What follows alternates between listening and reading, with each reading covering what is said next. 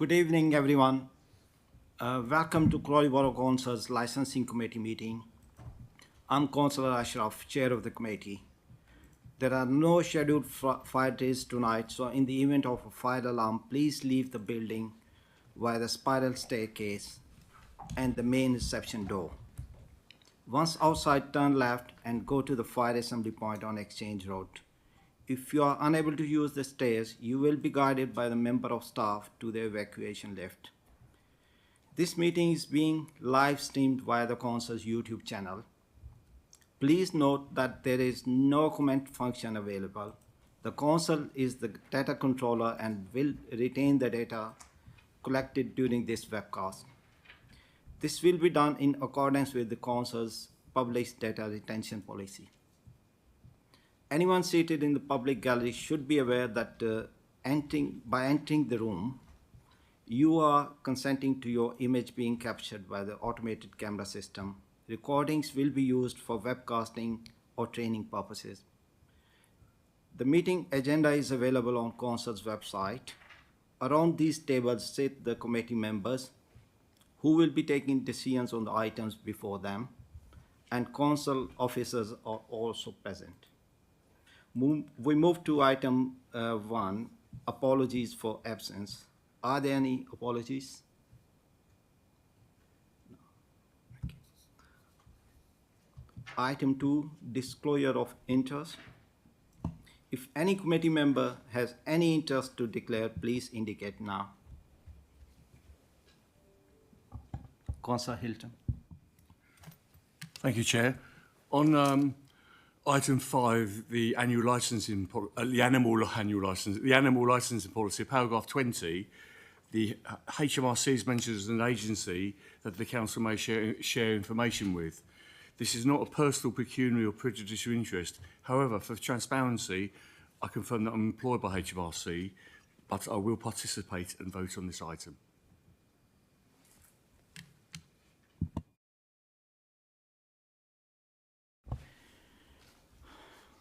Item 3, minutes. The last meeting was held on 5th of August 24. Does the committee agree that the minutes are an accurate record of the meeting? Agreed. Item 4, public question time. We will now move on to public question time. The Constitution states that questions need to relate to an item on the agenda. So at this meeting, we will only be taking questions about the animal licensing policy. Are there any questions on this item?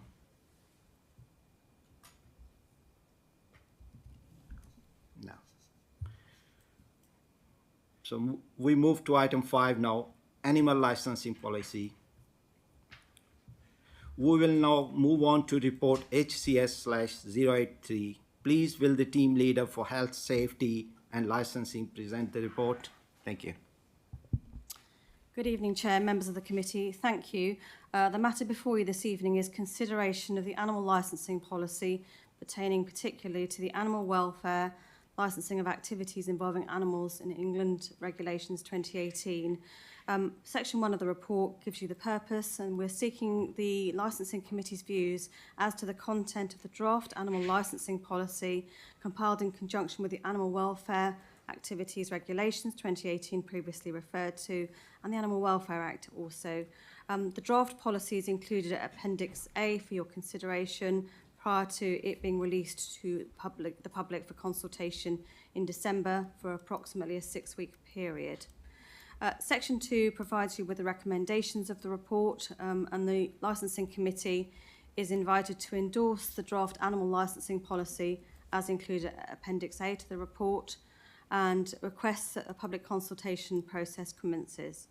And Part B is that it agrees to adopt the animal licensing policy from the 1st of February 2025 with the inclusion of any minor amendments arising from the consultation made in conjunction with the Head of Community Services as required, unless the Head of Community Services, in conjunction with the Chair of Licensing Committee, determines that the consultation responses propose significant changes to the policy and that its reconsideration by the Licensing Committee is then required.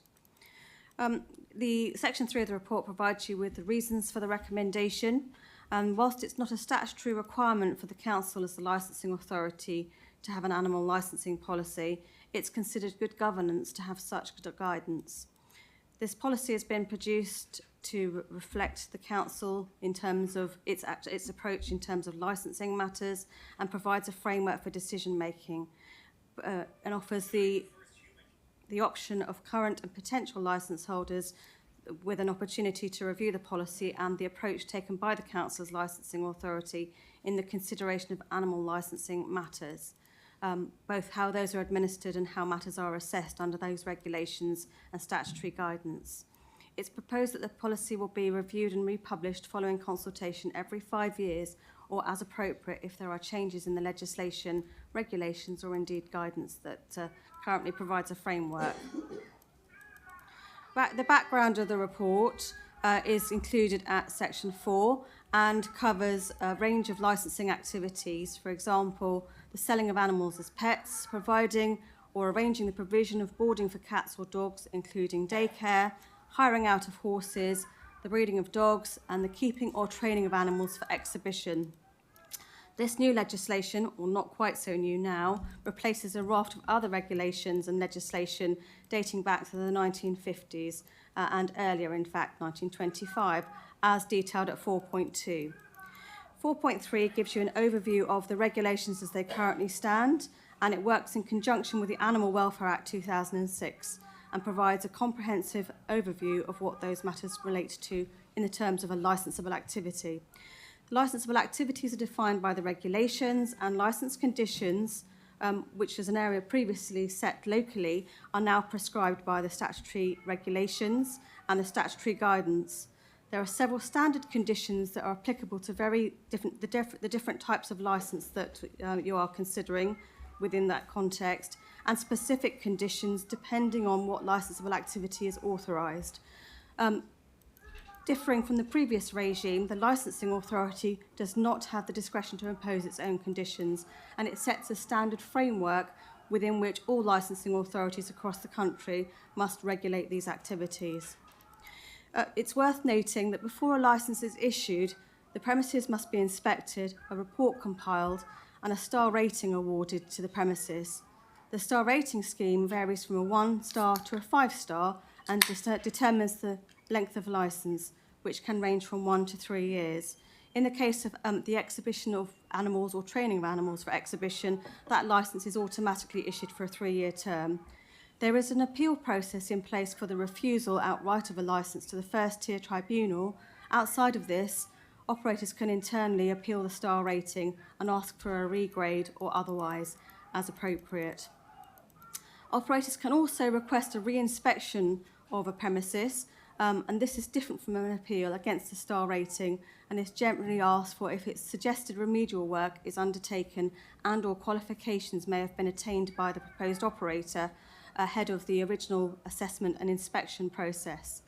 The method by which this can be achieved is detailed in the draft policy. So if you've attained something or carried out remedial works during the course of the term of the licence as part of the original determination, you can ask for a rescore, if you like, once you've attained aspects of those requirements. Every premises must be inspected at least once during the term of the licence, and depending on the duration of the licence, inspection regimes can vary in terms of frequency. We would also visit a premises or inspect a premises on the basis of a complaint. These visits can be both announced and unannounced, and there are different regulations pertaining to the type of premises. If there's a complaint, as I've said, we would also inspect the premises. Section 4.7 gives you an overview of the regulations, legislation, statutory guidance. It's quite prescriptive, covering all aspects of licensable activities, and focuses on the standards and the documentation expected of operators, and in terms of the premises and animal welfare being the centre of those core concerns, to make sure that any species that are covered by the activities are properly protected. It's a much more demanding regime than previous legislation, and requires a significant amount of input and statutory guidance, which has been drafted by DEFRA and is regularly updated. Statutory guidance has also been issued to local authorities to assist with the processing, assessment and determination of applications. There has been an area of work that's been attracting a lot of interest, which is in relation to franchise operations. These involve a franchise sourcing several addresses from which hosts operate, and some franchisees take the view that host families do not need to be licensed, as they consider that the remuneration for activities falls below the threshold of £1,000, which is one of the several tests the authority must apply when determining whether a licence is required. And there is a determination as to whether or not it's a business activity. There are other 9 badges of trade, HMRC badges of trade, that the authority needs to consider when determining whether a licence is required or not. It should be noted in the draft policy, it deals with the licensable activities described in paragraph 4.1 above, and as prescribed by the Animal Welfare Activities Regulations 2018. For clarity, it doesn't deal with dog walkers. I know that's a matter that's been raised at committee previously, who currently fall out of the licensing regime at this time.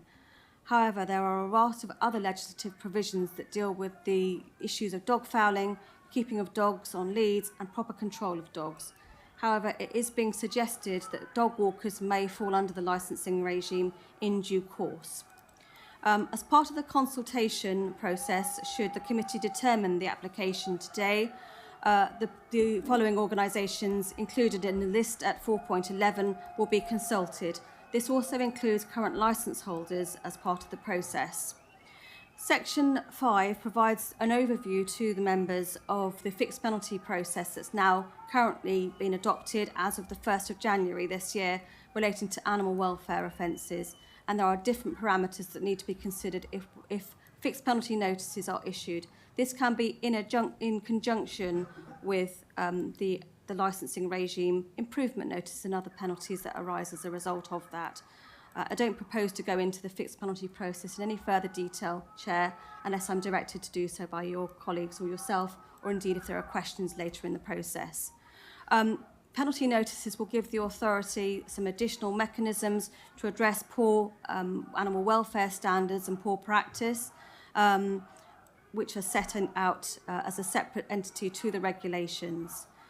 It's designed to act as an early warning mechanism and designed to ensure that early address of issues that may present.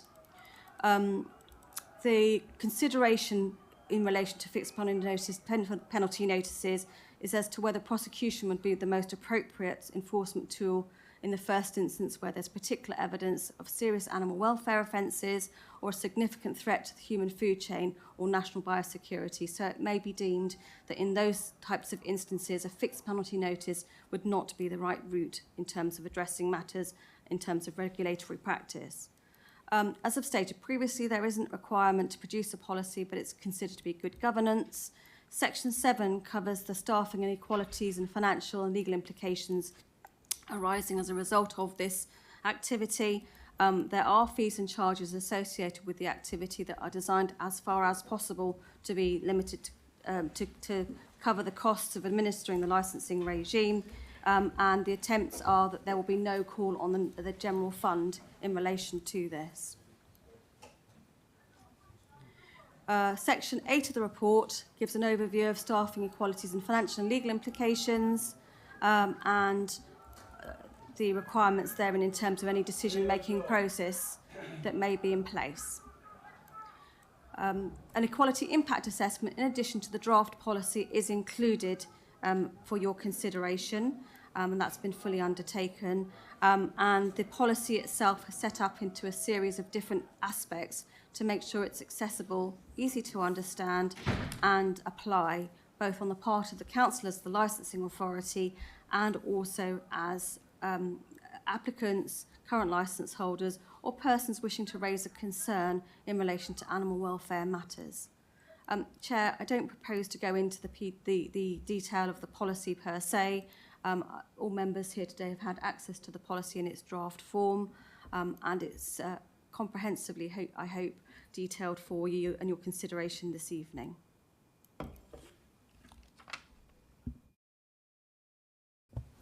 Thank you. The committee will now consider the matter. Committee members wishing to speak should raise their hand and officers will respond to the queries one by one. Thank you.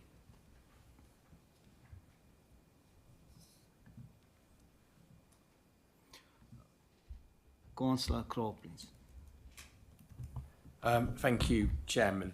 I think what's crucial for me in the report is that although there is not a requirement to, that it is good governance to have, or it's recognised as good governance and good practice to have this policy. So therefore, that does feel right.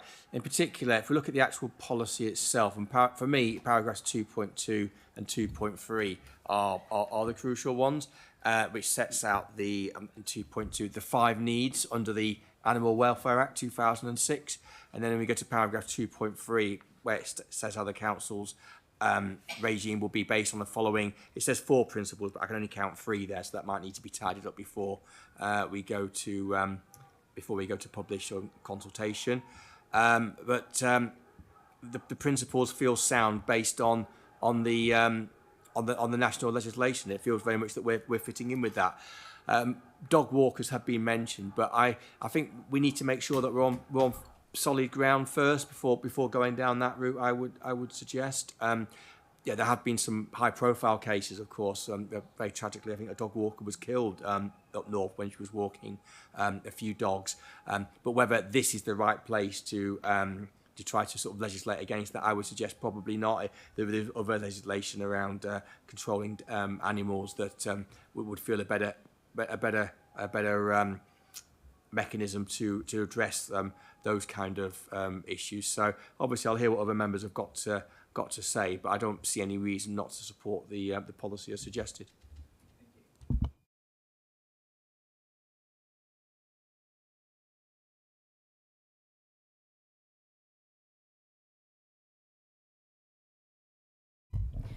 Thank you. For clarity, this policy is not designed to regulate in any way dog walking.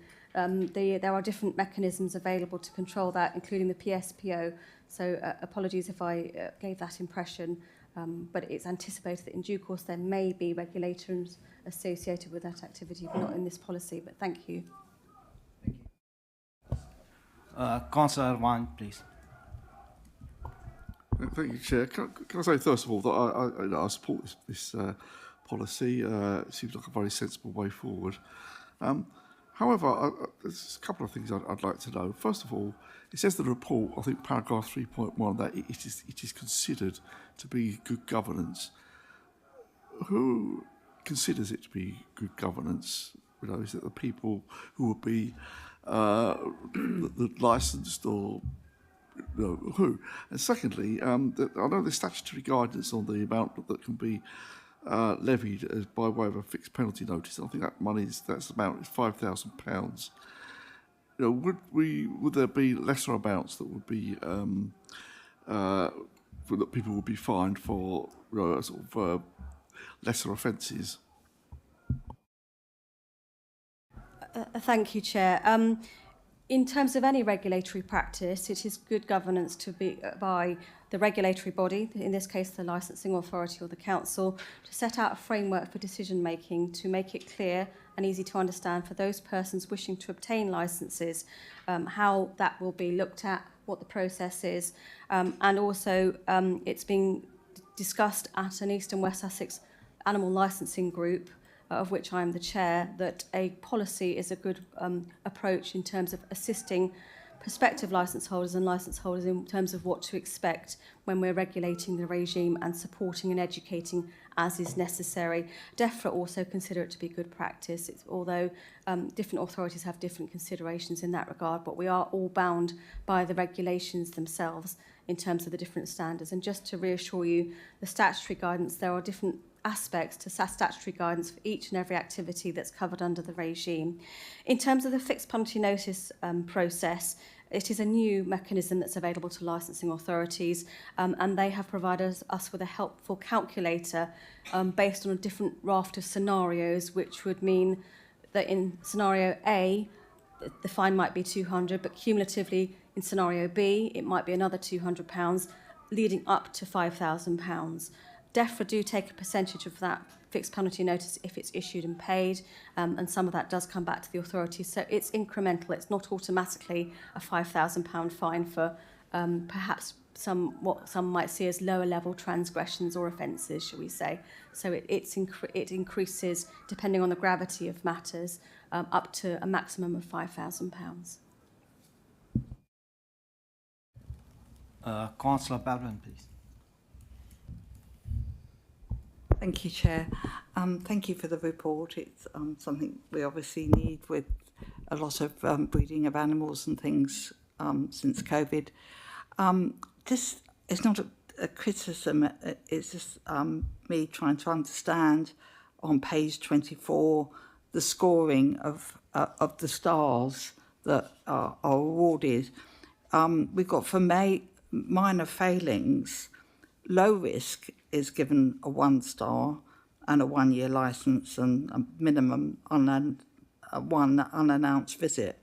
And it's the same star and circumstances for higher risk. And I'm just a bit confused about that. And also I'd like to know what you consider low risk and higher risk. I think our residents may just want a little bit more clarification on that. Thank you. Thank you, Councillor Belbin. The scoring matrix has been designed as part of the regulations, and we need to work with the tool that's been provided to us as a result of the regulations. A business can be deemed high risk, for example, if it hasn't had a compliance history with the authority, if there's been a history of complaints and non-compliance, a whole raft of different reasons why they would be categorised as high risk. But generally, the higher risk businesses are those that do not have a year's compliance history with the authority or a year's operation. And there are a raft of conditions and standards that every single licensed premises must meet to meet the minimum standards. So, for example, we don't have any kennels in Crawley, but a setting may have a 1-star rating if they're unable to meet certain standards, but they're given an opportunity within that year to meet standards, for example, sizings of operations and so on. In terms of, there are different minimum standards, as I say, depending on the nature of the activity. Exhibition of animals licensing and activities is not regulated by a scoring matrix of 1 to 5. The higher the score, higher the star rating, the better the premises is in terms of compliance and meeting the requirements and standards. So it varies. It is an interesting matrix that we're having to interpret day to day. On each case is looked at on its merits and is based on compliance with the statutory guidance and licence conditions and competence of those operators also. So it varies differently. I can't give you an exact science answer. It depends on a case-by-case basis. We have businesses that are currently 1-star, ranging up to 5-star, all different ranges of activities.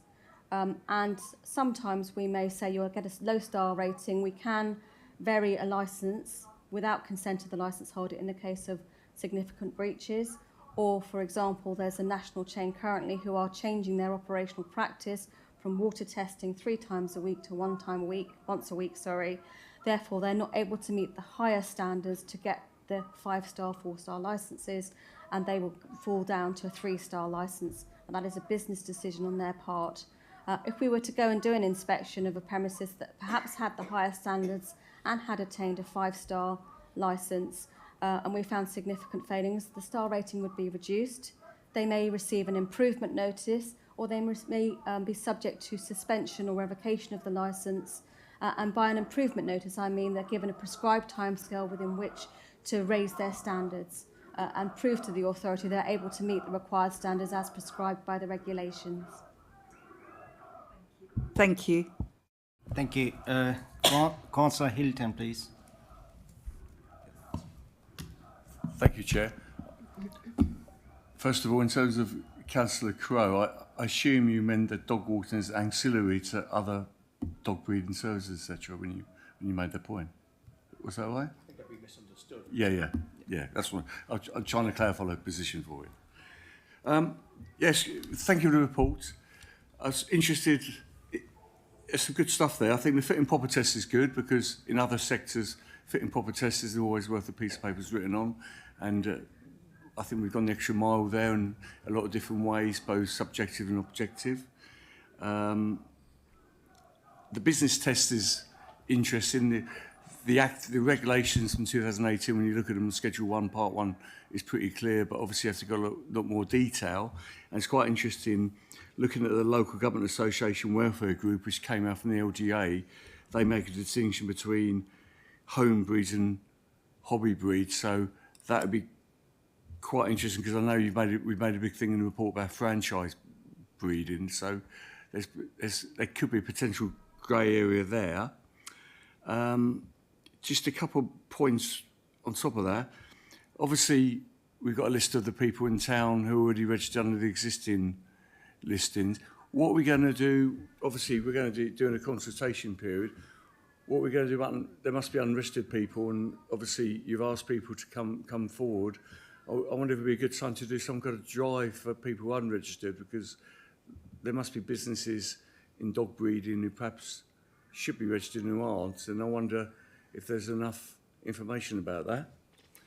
And going back to what the Local Government Welfare Group were talking about, I noticed it's quite a stringent inspection. To be an inspector, there's quite a lot of work done, and I know it's meant to be self-financed. Will there be another training and financial commitments? I know we're meant to be self-financing on this particular service, but it'd be quite interesting to see if we are self-financing, because I'd imagine there would be some extra training commitment on it. But on the whole, I think it's a good report, and I would follow the recommendation, approve the recommendation. Oh, sorry, one more issue. Sorry,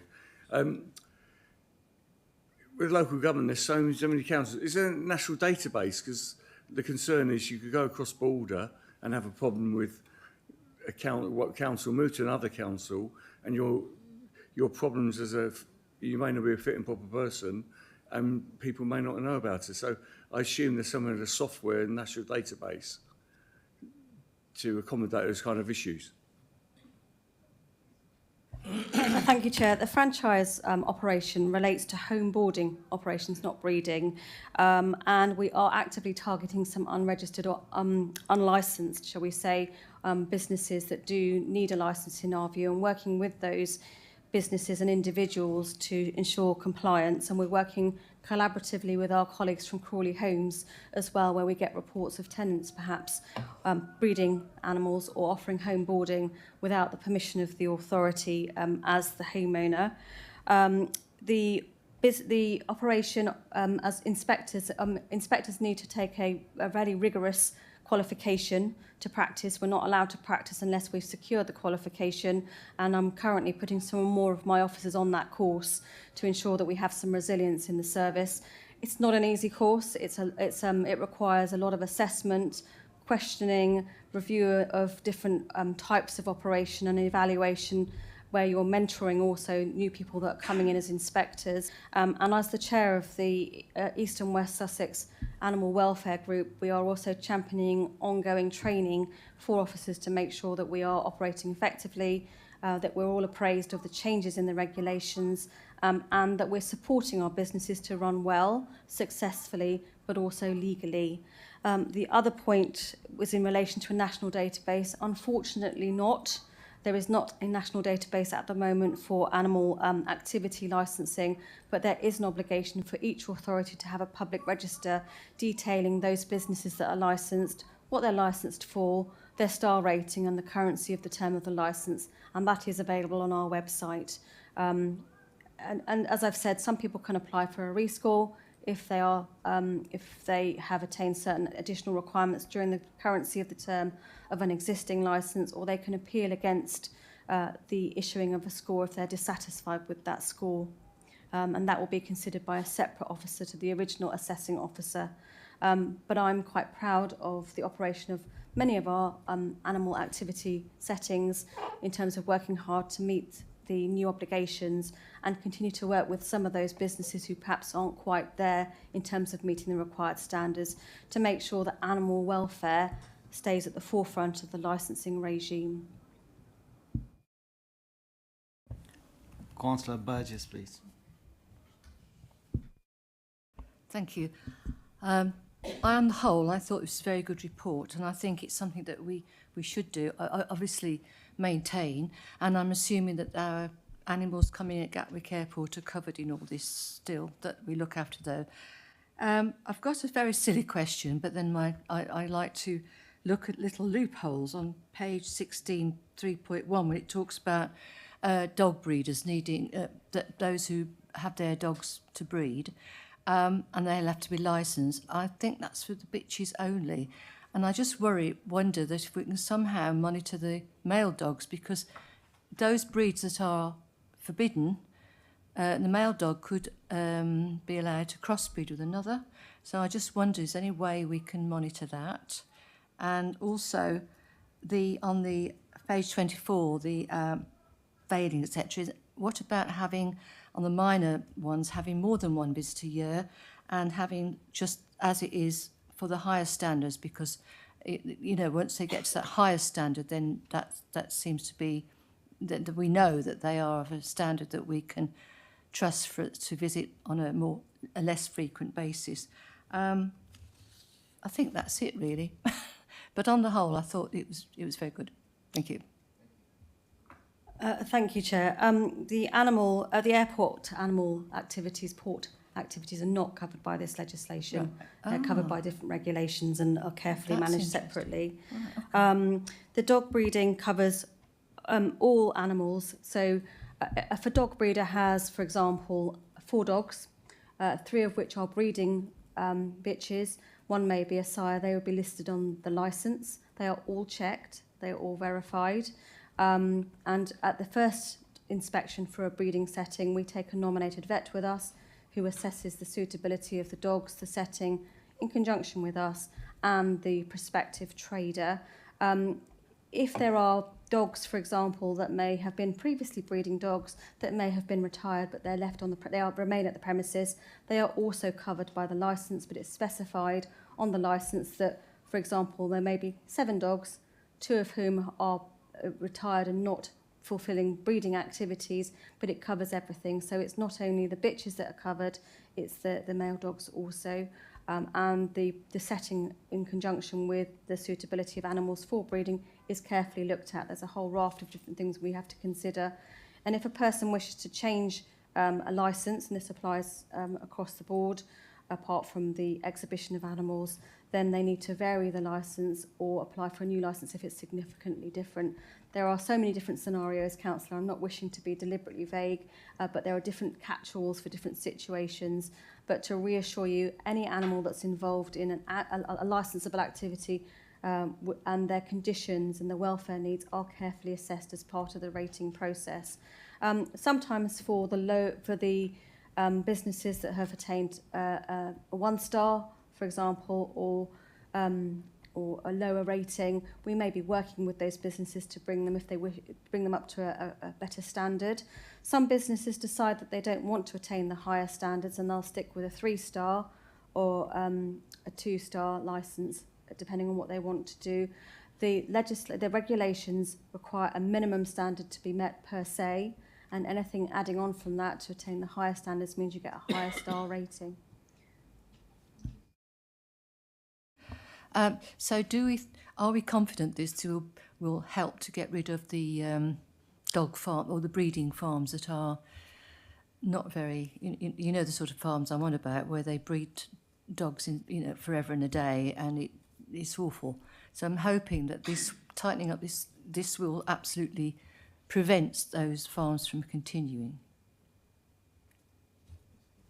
Councillor, thank you. There's new legislation, there's Lucy's Law, there's other things that are governing and regulating puppy farms, I think is what you're referring to. This legislation doesn't cover that, but we will come across potentially businesses that haven't previously been licensed who are availing themselves of members of the public who want a puppy, and they're not necessarily advertising it through provenanced means or with relevant licences. There are requirements for licensed breeders to put additional requirements on their websites, on sales documentation and adverts to confirm that they are licensed by a licensing authority. We do work with different organisations to say if we've had a complaint or a concern about, for example, a puppy seller, this person is not registered, they're not licensed by the authority, please remove them from your site. And what I would say is many of our responsible licensed settings will feed back concerns or report where they know an individual is not correctly licensed under the regulations, and we would target those individuals initially to educate and advise, but also other authority areas. We have worked in partnership with the RSPCA and with other colleagues to target properties and premises that are not lawfully trading and where animal welfare is compromised. Councillor Jones, please. Thank you, Chair, and also the officers for a well put together report and draft of the renewed policy. Addressing animal welfare, Chair, many of us as councillors have on a number of occasions been approached by residents to ban the use of animals in performances such as circuses and the use of pets as prizes, for example at fairs, when this would require using land that the council owns. Now, in practice, I know from previous inquiries we wouldn't have allowed any such user of our council facilities to hire anything in the first place should such activities be going on. But in this modern day, I think there is a moral duty to formalise this prohibition in the draft policy that is in front of us, so there's no risk whatsoever of ambiguity. So please, could the wording in the draft policy be amended to provide this clarification? I simply believe that it is cruel to use living creatures in this way, and hope that other members of the committee will agree. And so I'd like to propose this one change in any case, and I have a form of wording that I'd like to circulate to committee members to affect that change. So I wonder if that could be circulated now. I'll pass it along. So, can I encourage you all to take, well, there's 8 there, so pass it to members of the committee. Oh, and Astrid, you obviously don't need one, but apologies if anyone's short there. We could share. Yeah. Yeah, that's thank you. Right.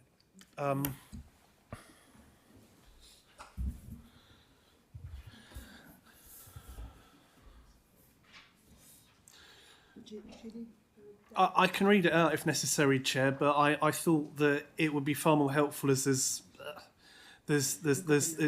more than a couple of sentences that committee members had it in front of them.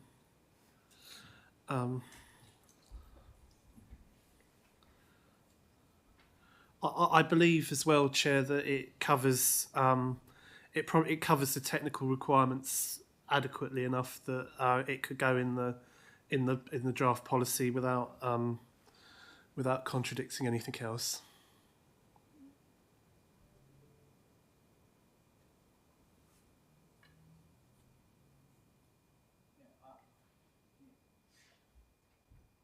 I think it'll be good if you can read the wording. No. So, certainly, Chair. Thank you. The authority has, on a number of occasions, been asked by animal welfare organisations to express its position in relation to the use of animals in performances, such as circuses, and the use of pets as prizes, for example, at fairs. Currently, whilst it's an offence to give animals away as prizes to anyone under the age of 16 unless accompanied by an adult, this differs from Scotland, where it's an offence to give animals away as a prize to anyone, regardless of age, and Wales have now banned the giving away of animals as prizes on all council-owned land. From January 2020, the use of wild animals in circuses was banned by way of the Wild Animals in Circuses Act 2019. However, this does not prevent the use of domestic animals such as horses, dogs and birds in circus performance. In the interest of animal welfare, this authority will not permit its land to be used for circus and performances using animals in this context. The above does not prevent the use of animals being used for exhibitions such as reptile handling, bird displays and pony parties as controlled by the Animal Welfare Licensing of Activities Involving Animals Regulations 2018, and also the Zoo Act, as amended 1981, require that the welfare needs of animals exhibited under this regulation and legalisation is carefully managed and will be considered providing the appropriate licences are in place and, where applicable, the highest standards under the Animal Welfare Licensing of Activities Involving Animals Regulations 2018 are met. I propose anyway, Chair.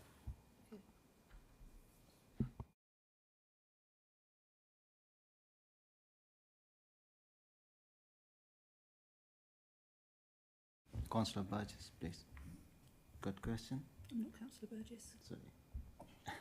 Sorry, Councillor Jagat, sorry. Yeah. Question. Sorry. Thank you. It's a bit confusing. I fully support Councillor Jones's proposal, and in fact I've actually got the same thing written down, but not so wordy, about particularly the goldfish in fairs, because that email comes to me regularly. And I fully support what is written here. However, it is very, to go into the policy, I feel it's very wordy. I don't know what other people think, but I think maybe it could be condensed in just saying, I'm not quite sure how, but it just seems very wordy compared to some of the other bits in the policy. And I just wondered if we could condense it more. Councillor Jones.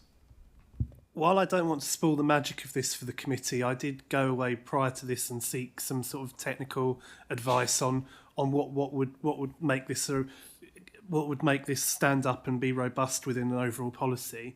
I'm happy for the officers to comment and contradict me if I'm incorrect on that. But in terms of the advice I received, it would require some technical wording to ensure that it was. That the whole policy remains what's the right word? It would bear scrutiny if examined.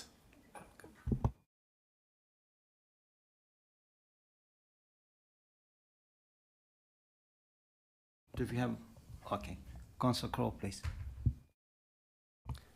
Thank you, Chairman. What I'm not clear about is where exactly this would fit into the policy, this addition, and whether this policy is actually the right place for it. So my understanding is, and the email about goldfish, the round robin email about goldfish has been mentioned. I've not seen that practice since the 1980s, and when I first received that email, I did check, and I was told that we don't allow that kind of activity on our land. So what I'm not sure about is whether this is actually needed, given, and whether the licensing policy is the correct place for the council to have this particular policy around what it allows on its land, if you follow me. That's what I'm not sure about. I don't have any issue as such with the wording as it is, or indeed the actual policy, but what I'm not sure about is what material difference it will make having this in the policy. That I would welcome being answered. Can I ask you to please? Thank you, Chair. Explain Yes, a bit more. this is a regular Thank you. feature, as councillors have said, been brought to the fore of our different animal welfare charities. There is a typographical error. Rather than legalisation, should be legislation in the paragraph. I would respectfully suggest this could be included as part of the introduction, as part of the context. So we could also dovetail this into our letting agreement on our land. But given this is an animal policy, an overarching policy, its inclusion in the introduction of the policy may be fortuitous and appropriate, considering it's referring, we will allow activities licensed under the Licensing of Activities Involving Animals Regulations 2018, but not in the form that's described where animals are used as prizes or indeed in circus performances and so on. So this could also be included on any letting agreement, but I can't think of a better policy where this would work effectively, I suppose. Yes, please. So thanks for that explanation. Yeah, I think the introduction feels like a better place, though I still don't see it physically making a material difference as such, but because it's a policy that we already have, albeit it's probably not documented somewhere. So, as you say, if we need to sort of document it somewhere, then I suppose, yeah, why not here? You want to come back? Yeah, Right, just okay, to please. say, it's obviously clearly up to members of the committee if they wish to support this this addition or not. However, it feels to me that this shouldn't just be an unspoken or unspoken practice. There should be something somewhere. And as we are looking at the policy now's the right time to articulate that. Thank you.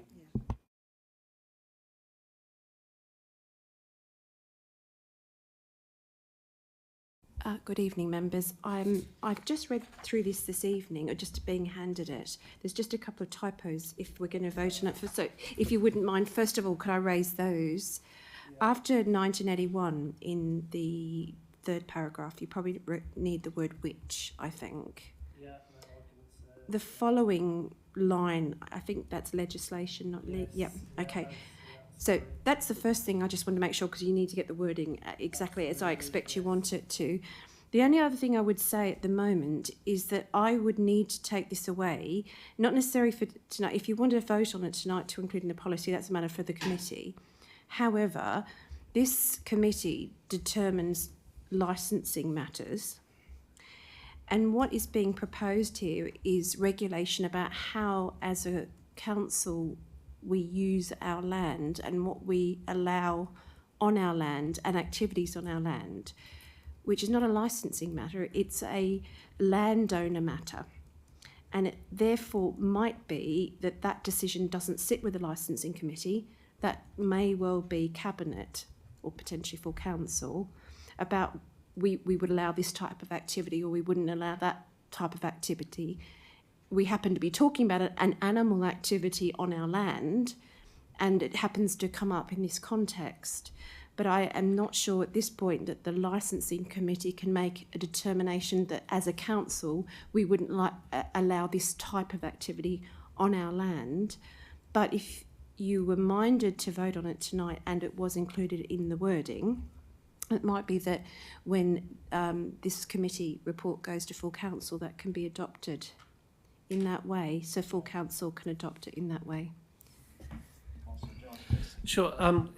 Can I propose it? But the committee agrees is subject to further investigation and action by the cabinet and/or full council on any related matters relating to was it land property ownership? Yeah. If that makes sense. Yeah. Yeah. Thank you.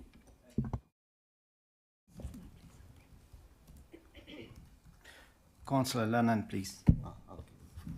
Thank you. This has nothing to do with Councillor Jones's amendment, although I do support it. My hand was up from the beginning, but there we go. So my first question is just trying to get my head around this general policy. It sounds like, and I could be stating the obvious here, so apologies if I am, it sounds like large elements of this policy are already in place and being enacted, and we're just codifying the policy, such as the star ratings. It says you've already got a number of star ratings in place, but that wasn't actually explained in the report. So I just want to be explicit about that, because that then rules out a number of other questions that I've got. So in effect, things like the inspections and the star ratings are already in place, but this is just formalising that into a policy that we have as a council. It's not actually introducing any new inspection regime, or is it something else? And then I've got follow-on questions either way, but I just want that point clarified first, if that's okay.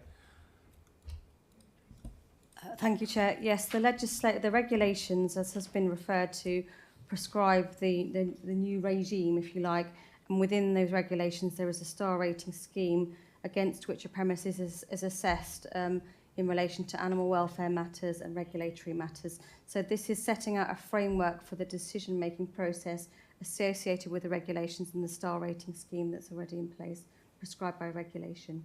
So the star, just to be absolutely clear, the star rating scheme is currently in place already?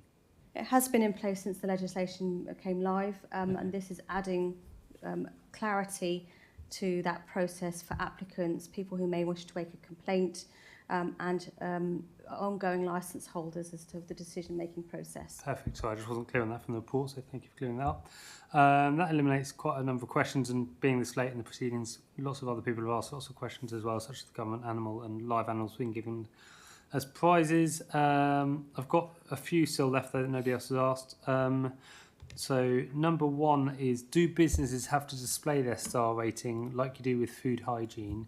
And if not, can we try and get that in so that when people enter animal-based premises, you have an idea, you know, how well the animals are being looked after? And then secondly, what safeguards are there in place to ensure that Crawley Nature Centre is given an inspection? This is to the same standard of those other businesses. Indeed, any other Crawley Borough related business activities are given an inspection that is to the same standard of those other businesses.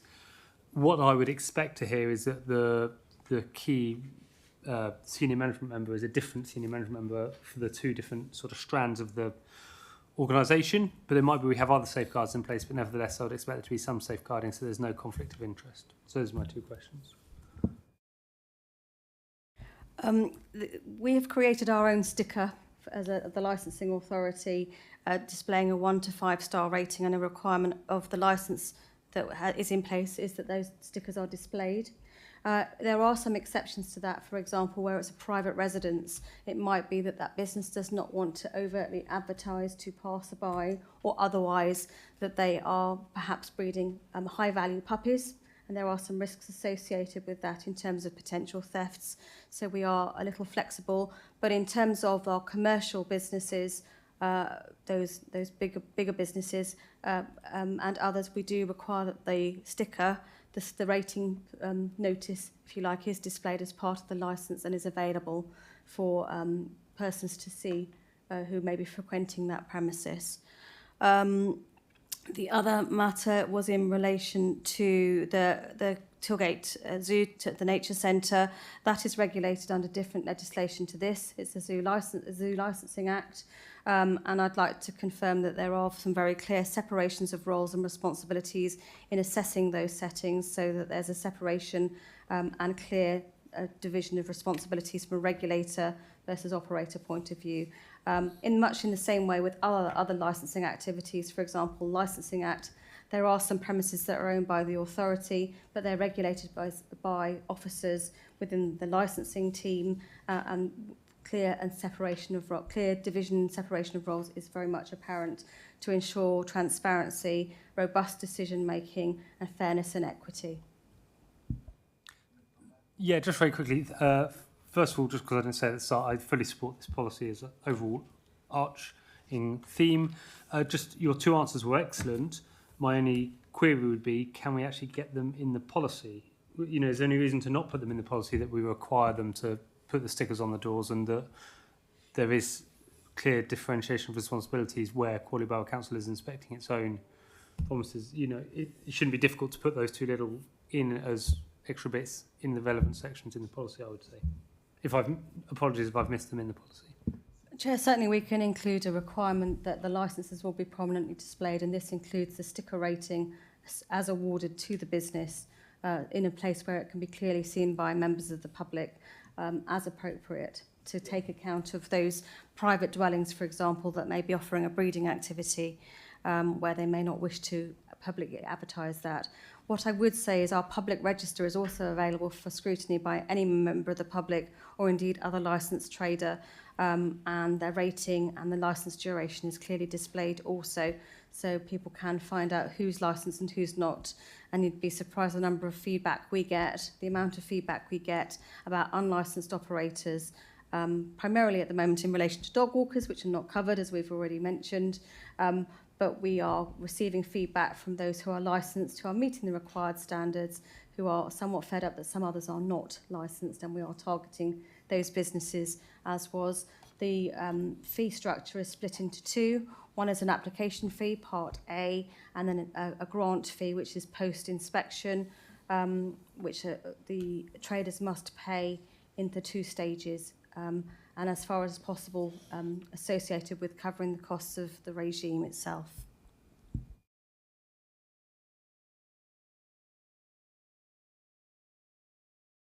Sorry, fixed penalty notices, where does the money go for that? That we receive in, if any, hopefully we never have to sanction anybody that way, but where does the money go when we do fine? If I may, I can give you more detail as to the percentages, but a proportion of it goes to DEFRA, and the other proportion remains with the local authority for allocation as appropriate for the ongoing practices of regulation and other matters. But a proportion of that comes back to the authority also. Councillor Jagger, please. No, thank you. Thank you. I was going to actually ask about the stars as well. Can they be displayed? So that's, thank you, Tim, for that. But I would like to go back to Michael's, Councillor Jones's, thing here. What happens? Obviously, I'm clearly supportive of this because animal welfare is paramount, and the fact that pets are given as prizes is appalling. But do we have any? Is there likely to be any situation where such things are happening not on our land, and because this just covers council-owned land, and I wondered if that or can be altered in any way to ensure that it doesn't occur anywhere within the borough. Dean, please. I think it would be very difficult for us to regulate land that's not directly under the ownership of the authority. It could be that an expectation is that these activities are not permitted in other land, but we wouldn't have any jurisdiction to regulate that, unfortunately. And other authority areas have targeted such activities where animal welfare is compromised. So you do have provisions under the Animal Welfare Act if animal welfare is being compromised and the welfare needs are not being met. Sorry. Councillor Jones. Chair, that would be my feeling as well, which is that on private lands we can only enforce what legislation requires. However, we can go over and above on our own lands and enforce the standards that we want. Yeah. Right, Councillor Nawaz, you got a question? I've got a very quick question. I think a lot of my questions have been asked by other members, so thank you for that. Now, first of all, thanks for putting together this report. Right thing to do, and I support Councillor Jones's amendment as well. Quick question on factual information. I think lots of talking about the policy side of things. Obviously, you mentioned the fees and everything. It's not part of this policy. It should not be, or should be. And I agree with Councillor Belbin's point about this risk metrics. It's very confusing. If you got an unannounced visit in 3 years, you got 5-star. But then how do you know unannounced visits? What is our inspection regime? How many inspectors we have? How many visits we make? That kind of information. If that is very basic metrics, it doesn't give me the how people are eligible for 4-star and 3-star. So a couple of questions there, but more factual rather than policy, because I think a lot of other members have contributed quite well on that. So I'll confine to the couple of things. Thank you, Chair. We can certainly append the animal licence fees as Appendix C or as part of the policy if members direct that. The star rating matrix that you've seen has been designed by central government and by DEFRA, and we are beholden to those parameters. It doesn't mean that we can't do other inspections, for example, in the case of a complaint or concerns about animal welfare, and we do if there are particular concerns about compliance with licence conditions, for example, in the case of poor practice, animal welfare being compromised, overcrowding, and other concerns. If there's a mortality rate, for example, amongst particular animals in a breeder's situation, we may liaise with the vet and the licence holder about those circumstances. So there are other parameters that we can consider, and we also do have powers under the Animal Welfare Act 2006 which enable us to access premises in certain scenarios and with a warrant in private premises cases. So there are provisions, but the regulations do prescribe the minimum number of inspections that are required as included by the matrix. That's not something this authority has kind of developed. It's a central regulatory requirement that's been set out.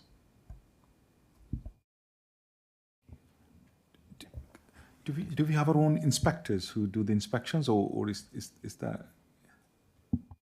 Chair, yes, you do. I'm a qualified animal inspector, a year's worth of training and working hard.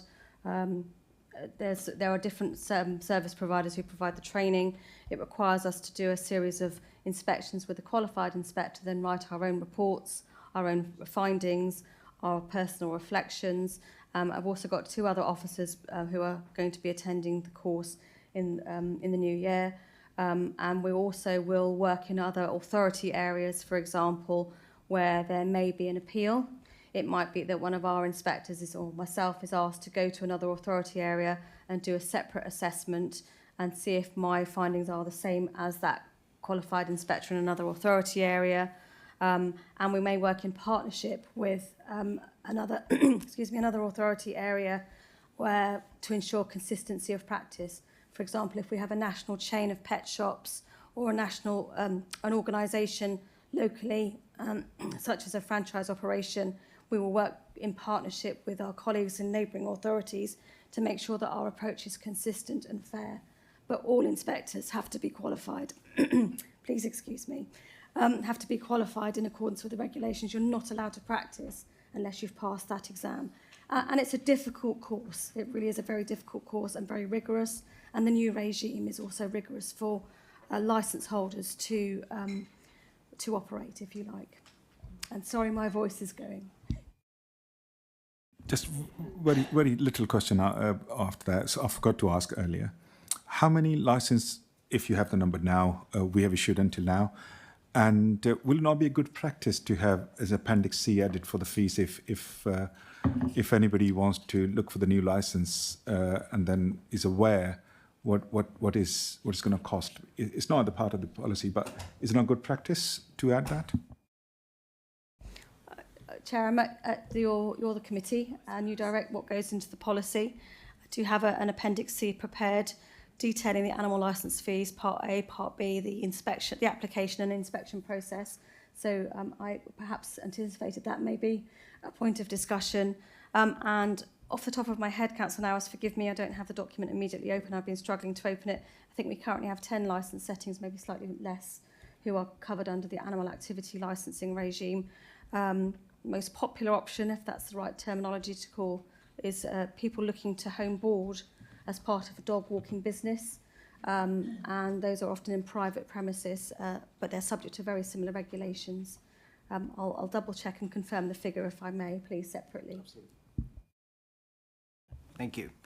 Can I just have this, just a minor clarification? Under 3.1, it says provision of boarding for cats and dogs, but I suppose it will be covering the other animals as well. Is that right? At this time, it primarily is cats and dogs. Pet shop licensing covers a whole raft of animal sales, including reptiles separately, but at this time it covers that.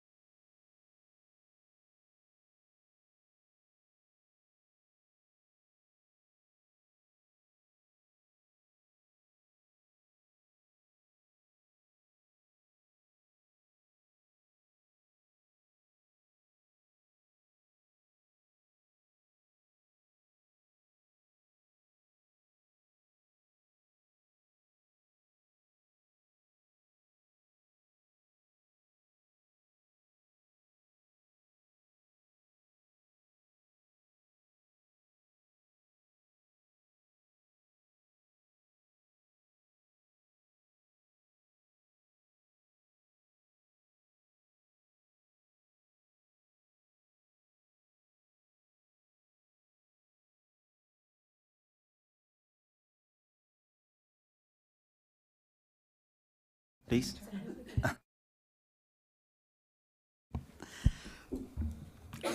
Thank you, Chair. I was just going to ask about, I don't know, we said that educating people. So that's what my question is, that how are we going to educate people that where to go and find so say for instance somebody wants to buy a puppy or whatever, yeah?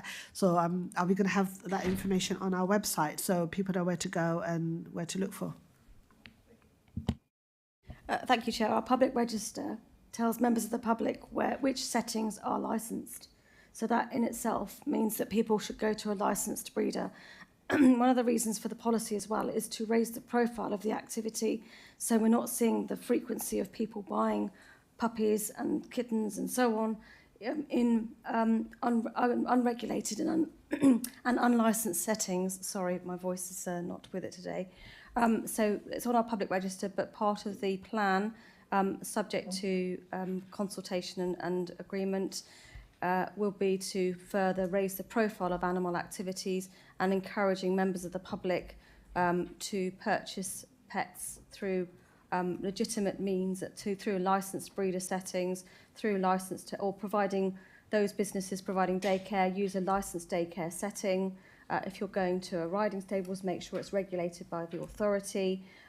If you are using an exhibition, if you're wanting to have animals exhibited at your child's party, or a pony party or a reptile party, make sure you use a licensed operative.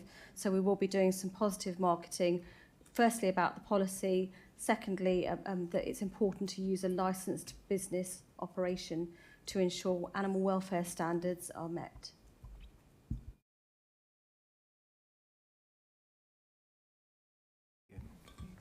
So if someone becomes aware of premises where there's a breeding going on and they are not licensed, is there a way to report that? Thank you, Councillor. I was going to raise that point. If a person comes across an operator or a person selling items or providing a licensable activity that they don't believe the business is licensed or regulated by the authority, because they're not on our public register, please do report it to licensing@crawley.gov.uk and we will investigate the complaint. In the same way that if you have particular concerns about a licensed premises under the animal activities legislation or otherwise, please do let us know again and we will inspect that. We have visited premises on the basis of complaints and animal welfare concerns, and we've worked in partnership with our colleagues from the RSPCA as well as other charitable organisations and Sussex Police to target those businesses that are not operating properly or who are not licensed at all and should be.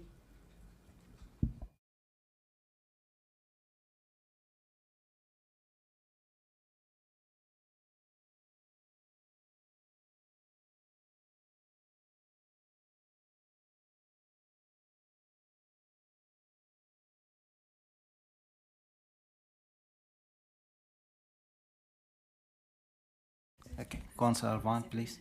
Thank you, Chair. I want to be helpful. When are we going to get to vote on what is put before us tonight? I think,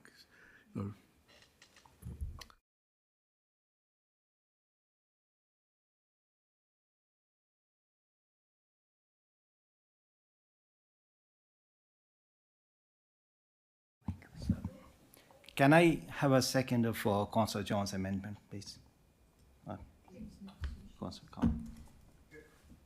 Chair, can I ask a supplementary to what the officer just said? When we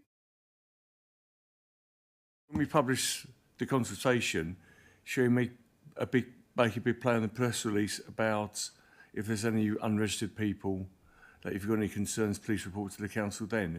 Would that be a good chance to make people aware of that particular situation in relation to dog breeders?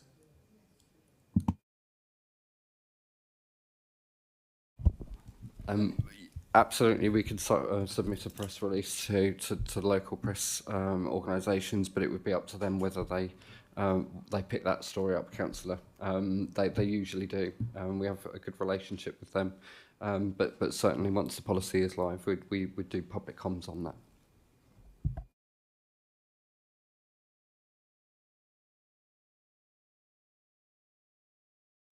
Now we'll take a vote on Councillor John's amendment. All those in favour?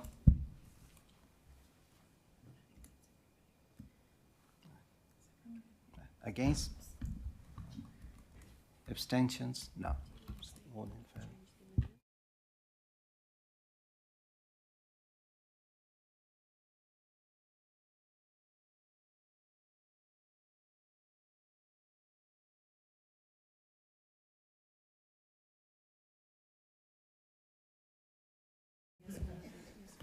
Sorry. Next one. Can I have a seconder for Councillor Lennon's amendment about the displaying of the stars?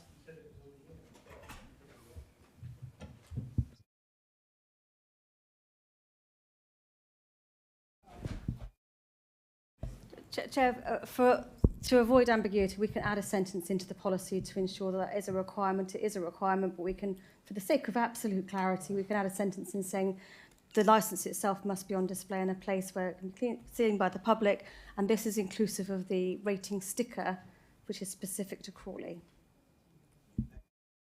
Chair, is it safer that we vote in favour of that as a change, just so... yeah, okay, in that case. Does Councillor London want to propose? Yeah, I propose that we include that. Yeah. Can I just ask a question? Is it going to be a choice because of the mention of those who have expensive puppies and they don't want it known? Is there a choice now whether you have it or have they got to have it? Yes? Can I assist in relation to that? In a private premises, the sticker can be displayed ready for purchasers who have to access the private premises to see the rating, to see the licence and to see the puppy. So it wouldn't be perhaps in the front window of a home address, but it could be within the body of the premises itself. So there wouldn't be an exemption or an option to opt out, if you like. It would still be, but within the curtilage of the property and not outwardly visible to non-puppy purchasers, shall we say. So we'll not take a vote on this amendment as well. Yeah, Councillor Khan is a seconder. So all those in favour, please.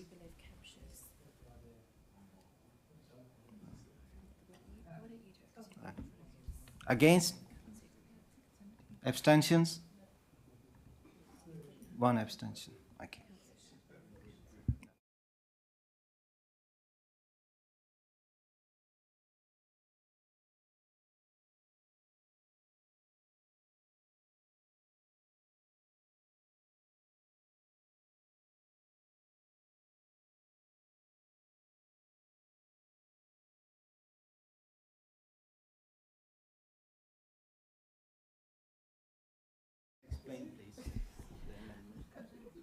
Hello, could I just say, we've just been beavering away here to get a slight amendment to the recommendation as published, so as to try and incorporate the two proposals, but so that they can be worded and incorporated appropriately with the agreement ahead of service, etc. So the chair will now read that out and you can all vote on it, but that's what we've been doing and that's why it's amended slightly differently to what was published.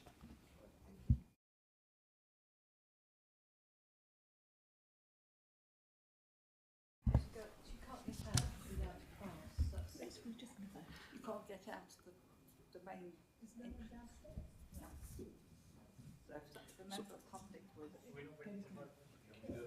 So all the committee members have had the chance to speak, so we will move on to the vote. The recommendations are that the committee endorse the draft animal licensing policy, including at Appendix A to report HCS/083 and as amended by the committee with the exact wording of those amendments delegated to the appropriate head of service in conjunction with the chair of the licensing committee and subject to the agreement of the portfolio holder as necessary, and request that a public consultation commences.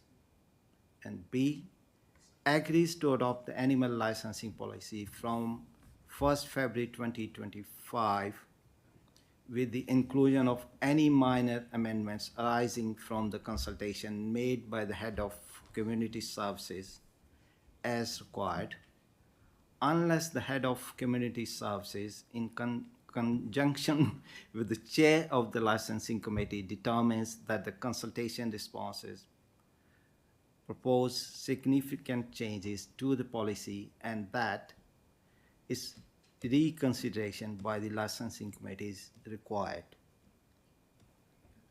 All that in favor?